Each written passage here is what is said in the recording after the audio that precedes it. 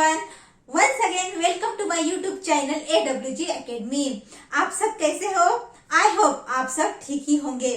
तो स्टूडेंट्स, मैं आज आपके सामने आई हूँ एक नया टॉपिक लेकर, एक नए वीडियो के साथ आज मैं आपके सामने आई हूँ।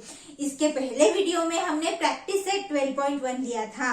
अगर आप लोगों ने वो वीडियोस नहीं देखे हैं, मेरे डिस्क्रिप्शन बॉक्स में लिंक देखे हैं, आप वो वीडियो जरूर देख लीजिए।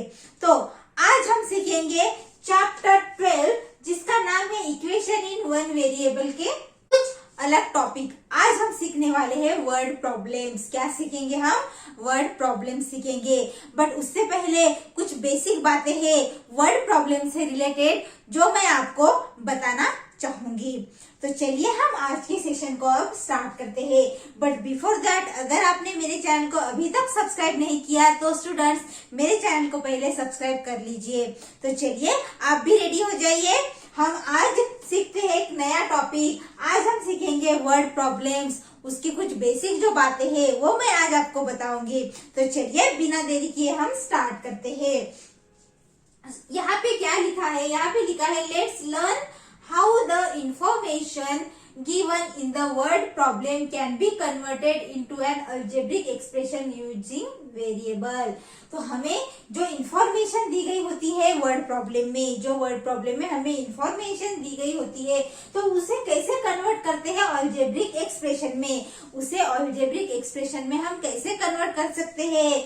Using variable. वेरिएबल का यूज करके हम उसे अलजेब्रिक एक्सप्रेशन में कैसे कन्वर्ट करेंगे, ये यहाँ पे बताया है। तो चलिए यहाँ पे अभी एक एग्जाम्पल है। ओके, यहाँ पे आप सबको तो पता है वेरिएबल क्या होता है कि नहीं? मैंने ये बताया है इससे पहले। तो यहाँ पे एक एग्जाम्पल दिया गया है। यहाँ पे सेंटर में है, यहाँ पे सेंटर में लिखा है कि my age is x year. यहाँ पे क्या दिया है कि यहाँ पे लिखा है my age is x year.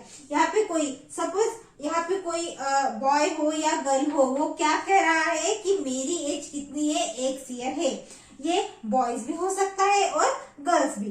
Okay, ये लड़का हो सकता है या लड़की भी हो सकती है जो कह रही है कि my age is x year. Okay, तो सपोज हम इसको लड़का मान लेते हैं। वो कह रहा है कि मेरी एज कितनी है? एक्स ईयर है। तो यहाँ पे एरो है और ऊपर इस बॉक्स में क्या लिखा है वो हम अभी पढ़ते हैं। यहाँ पे क्या लिखा है कि my grandmother's age is 10 more than 4 times my age. Grandmother's age is 4x plus 10 years. तो यहाँ पे जो यहाँ पे क्या बोला है, इस लड़के ने बोला है, यहाँ पे उसने क्या कहा है, my age is x year. Okay, और एरो देके इस बॉक्स में ये लिखा है कि माई ग्रैंड मदर्स एज, यानी इसके ग्रैंड मदर की एज। ओके, यानी यहाँ पे दिया गया है, ये बोल रहे हैं कि my grandmother's age is 10 more than 4 times my age. My age मतलब हमने ये यहाँ पे एक बॉय को कंसीडर किया है। ओके, और वो कह रहा है कि मेरी ग्रैंड मदर्स यानी नानी भी हो सकती है, दादी भी हो सकती है, उसकी एज क्या है? 10 मोर देन।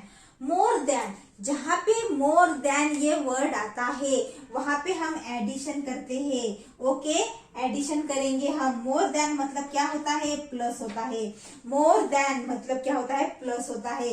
मोर देन 4 टाइम्स, यहाँ पे टाइम्स आया, टाइम्स यानी मल्टीप्लीकेशन, टाइम्स और या प्रोडक्ट, या जो ये लिखा होता है टाइम्स या प्रोडक्ट, उसे हम क्या कहते हैं? मल्टीप्लिकेशन कहते हैं।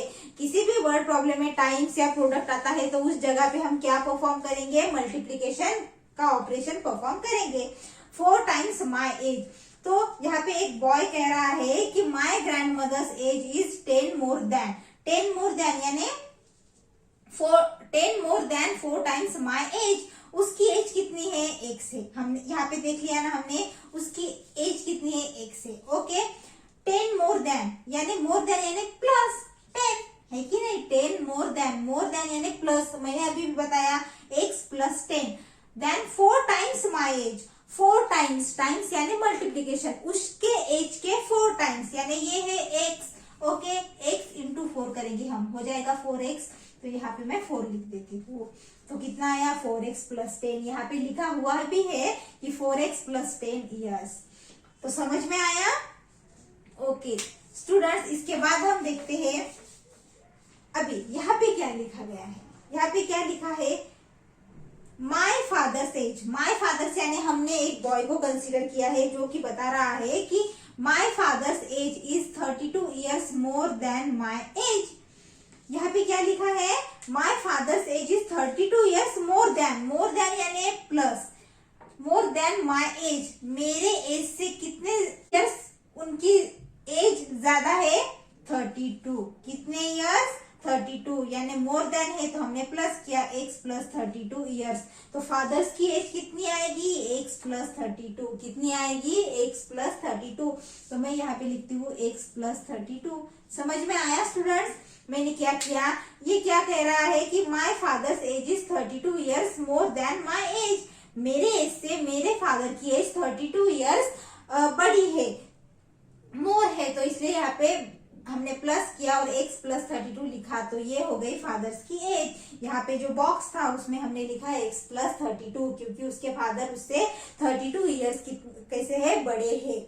ओके स्टूडेंट्स, तो अब ये हो गया। अब हम ये देख लेते हैं यहाँ पे क्या लिखा गया है। यहाँ पे लिखा हुआ है कि my sister age is 4 less than my age.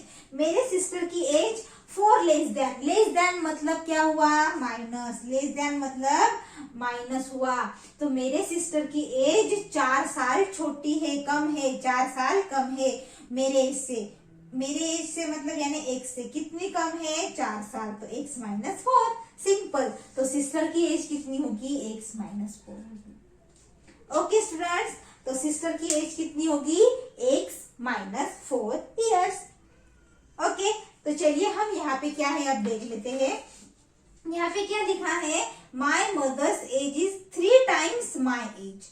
तो इसके मदर की एज कितने टाइम्स है, 3 टाइम्स है उसके एज से, यानी उसकी एज कितनी x, 3 टाइम्स यानी इंटू 3 है कि नहीं, x × 3 = 3x। तो मदर्स की एज कितनी हुई, 3x हुई। मदर्स की एज कितनी हुई, 3x ईयर्स। तो मैं यहाँ पे 3x लिखती हूँ। ओके स्टूडेंट्स, आई होप आपको ये समझा होगा।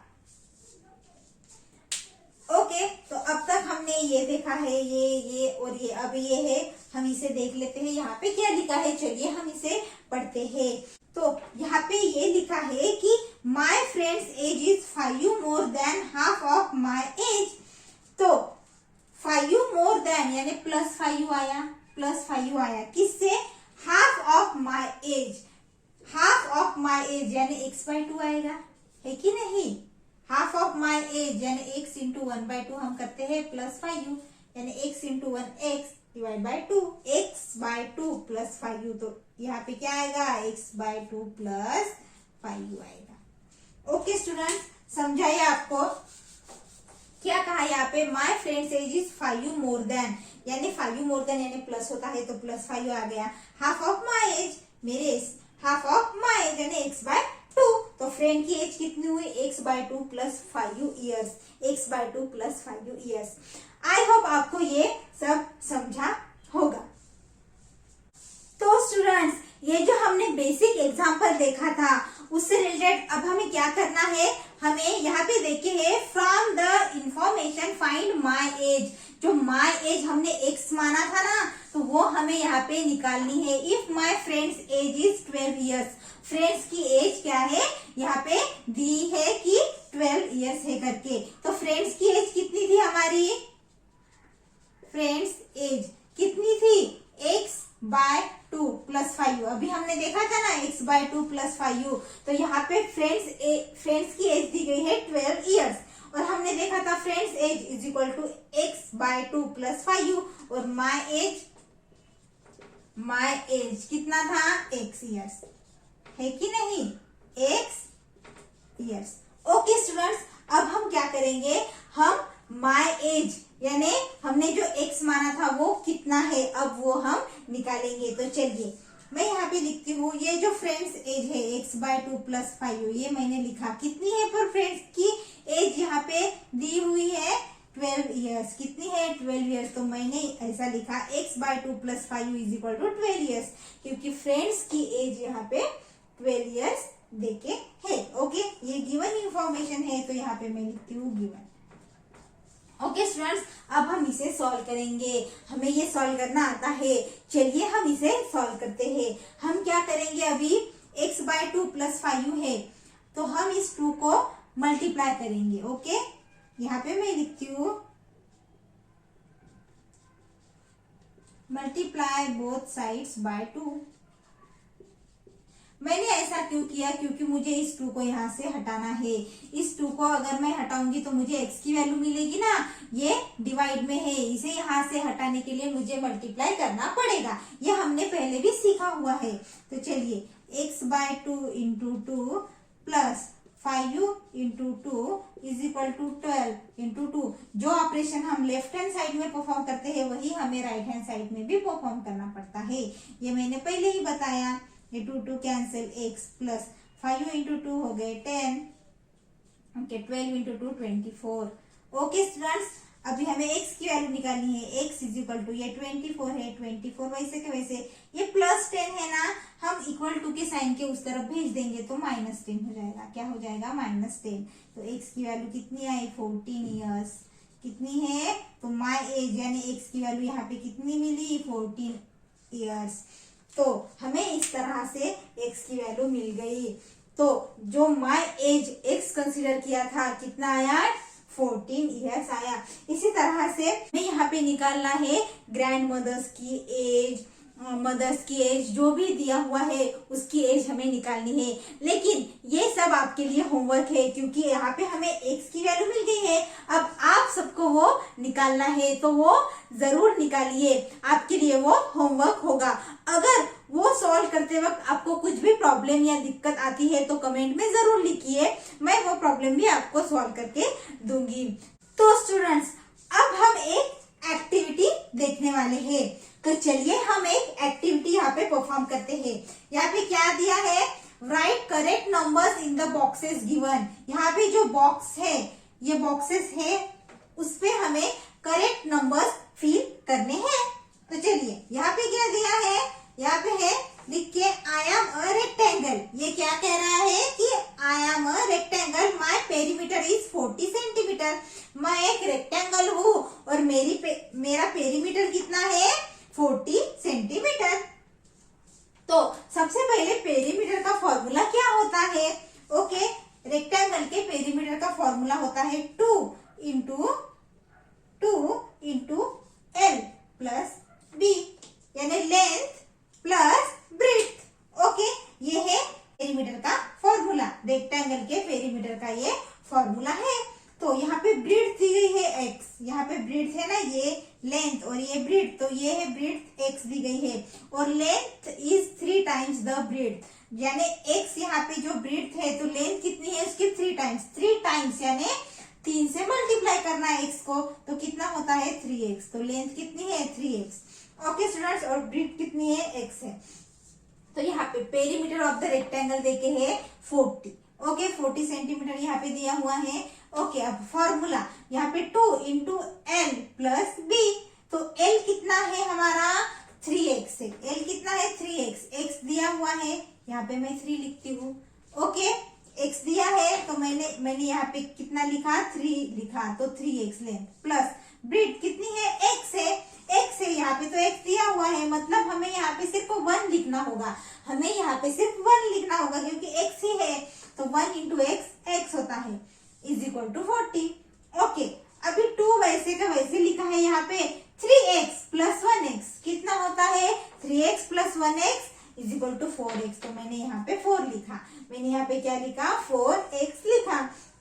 ओके स्टूडेंट्स, अब यहाँ पे 4 × 2 कितना आता है? 4 × 2 आता है 8। 4 × 2 कितना आता है? 8, यानी 8x आया।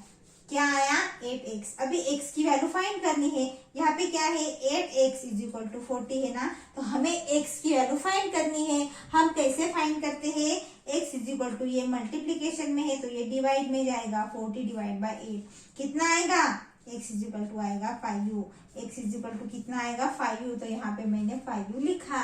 ओके स्टूडेंट्स, तो यहाँ पे x की वैल्यू कितनी मिली है 5u मिली है। तो चलिए हम यहाँ पे लिखते हैं। ओके मैं यहाँ पे लिखती हूँ breadth of rectangle is equal to bread, यानी x की वैल्यू 5u आई है तो 5u सेंटीमीटर। ओके अभी लेंथ ऑफ, यहाँ पे भी स्मॉल में लिखती हूँ मैं, length of rectangle is equal to, अभी लेंथ कितनी है 3x है ना, तो 3 इंटू 5u कितना आएगा 15 सेंटीमीटर। तो लेंथ कितनी मिली हमें 15 सेंटीमीटर और ब्रेड्थ 5 सेंटीमीटर। तो ये एक्टिविटी थी जो हमने यहाँ पे परफॉर्म की। आई होप आपको ये समझा होगा। तो स्टूडेंट्स इसी के साथ ही मैं आज का सेशन यहाँ पे स्टॉप करती हूँ। कैसा लगा मेरा आज का सेशन कमेंट में जरूर लिख के बताइए। अगर कुछ नहीं समझा है तो वो भी कमेंट में लिख के बताइए। तो स्टूडेंट्स हम मिलते हैं अगले वीडियो में एक नए प्रैक्टिस सेट के साथ। तब तक के लिए बाय बाय, टेक केयर। और अगर मेरे वीडियोस आपको अच्छे लगते हैं तो मेरे वीडियो को जरूर लाइक कीजिए, उसे शेयर कीजिए। और अभी तक आपने मेरे चैनल को सब्सक्राइब नहीं किया है तो जरूर सब्सक्राइब कीजिए। Okay students, thank you so much.